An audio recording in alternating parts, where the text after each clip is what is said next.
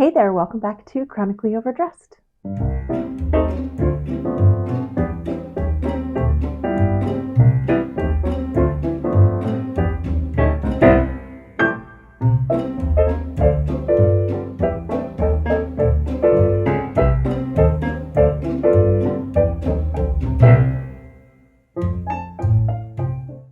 This past weekend, we went to the Georgetown Flea Market, and I decided to bring my camera along because I really wanted to show you guys what this flea market was like, what kind of vendors are there, what antique and vintage items they offer. We had a really great time. It's one of those flea markets that I really like going to. Sometimes it's hit or miss. This time it was definitely hit. We we picked up a lot of really great things. But I want to show you a little bit about what it looks like and what kind of items they have on offer there. So we're going to do this in kind of two parts. I'm going to show you what I filmed during the day when we were walking around, what kind of vintage and antique items they offer, and then I'll show you what we ended up getting. But make sure that you stay to the end because I have a really interesting story about some of the items that we found. Let's go ahead and start off with the Georgetown Flea Market.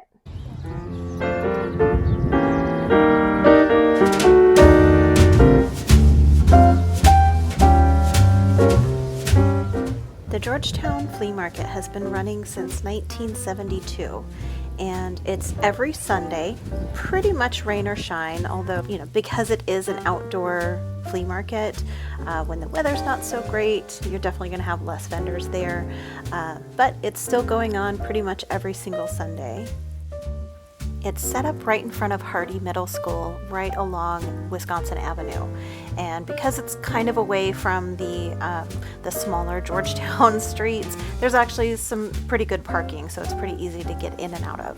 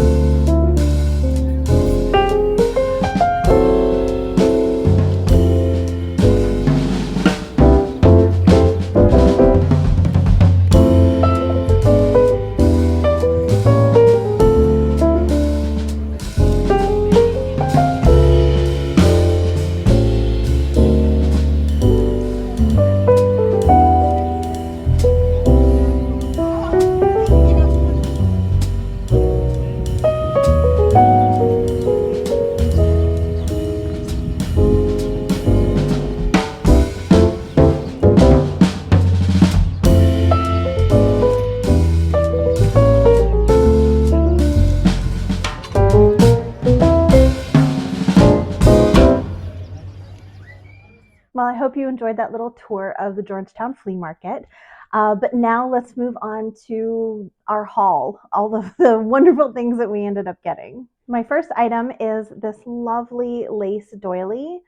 I have a hard time passing up any kind of linens or doilies. I always seem to be able to find a use for them, and this one was just really beautiful. It's kind of a cream color. It's not bright white, which is really nice. And it was only $1, so I could not pass that up. And from the same vendor, we picked up this book here. This is the Miller's International Antiques Price Guide. Now, it is from 1993, so the prices are not going to be very helpful in here, but I do find that these types of books are really helpful in understanding just the different types of antique and vintage furniture that is out there. And even though the prices are, 1993 prices, I don't know. I think it just kind of helps to get an idea of maybe the worth of some of these things. So if you are finding them at thrift stores or flea markets, you can just kind of take a look in here and see what they might be worth, just so you can get a better feel for the prices and what you're comfortable with spending. And I also just love to look at all of the beautiful, the dishes, the porcelain, all of the furniture, and also just gives me an idea of what I might want to have in my own home. I picked up this beautiful copper pot with these lovely painted handles, the blue and white. I love the blue and white against this copper. It looks so cute, and it has these really cute little feet on the end. I'm not exactly sure what I'm going to use it for yet. I don't think I should be putting a plant in there because obviously the copper will just kind of start to disintegrate if it gets too wet. But yeah, I'll figure something out. But I really like the size and the shape of it. It's so cute and dainty. And from the same vendor, I picked up this beautiful uranium glass. And I especially love the scroll work along the edges here. When this was sitting on his table, the sun was really bright, and it was shining so brightly. The UV lights were really shining on all of his Vaseline glass, and it just caught my eye from from way down the way, and I knew I had to have this. I love how brightly it was shining. I really like it. This vendor, we went there. We went to the flea market a couple weeks ago, and he had a whole stack of Life magazines, and so we bought the whole stack. He gave us a really great deal. They were, I think they were from like 1937 to 1941. And he told us that he has boxes and boxes of more Life magazines. So he's going to bring some more. We'll go through them. We were particularly interested in the ones kind of shortly before and during World War II. But he gave us a really good deal to take the lot, so we did. And I'm really excited to start going through and kind of scanning some of those magazines for the articles. And I love the ads too in them. They're really fantastic. And of course, I rarely go to a flea market and leave without buying at least one brooch. But this time I got 3. So I got these three beautiful brooches from the same vendor. And we met this vendor a couple of weeks ago when we went, the same time that we picked up the Life magazines. And I believe it's a mother and son duo. And they have a lot of really great stuff, but they themselves, they're lovely people. I really enjoyed talking to them. And kind of chatting with them about, vintage stuff and my style and everything. So I really enjoy, I look forward to seeing them at the flea market. And I'm really enjoying meeting a lot of these vendors and getting to know them. And if it's something that you do on a regular basis, go to flea markets and stuff, I really encourage you to talk to the vendors. because they will, they most likely have a huge stock of stuff at home, and you never know what they may have that they just didn't bring with them. So if there's something that you're looking for, talk to the vendors and see if if it's something, or they can just keep an eye out for you if you're looking for something in particular. And yeah, I just think it's fascinating to get to know these people a little bit better, and to understand their process and what they find interesting. And they're generally really great people. Okay, so now for the very interesting story.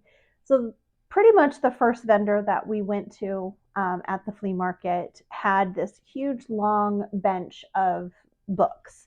And so we're going through and we're looking at different things, and I happen upon this one here. This is radiological defense. Now, my husband works in the radiological industry, the nuclear industry, and so this caught my eye. And then I started to see more books and more books and more books. There's, I think, 4 or 5 different volumes here.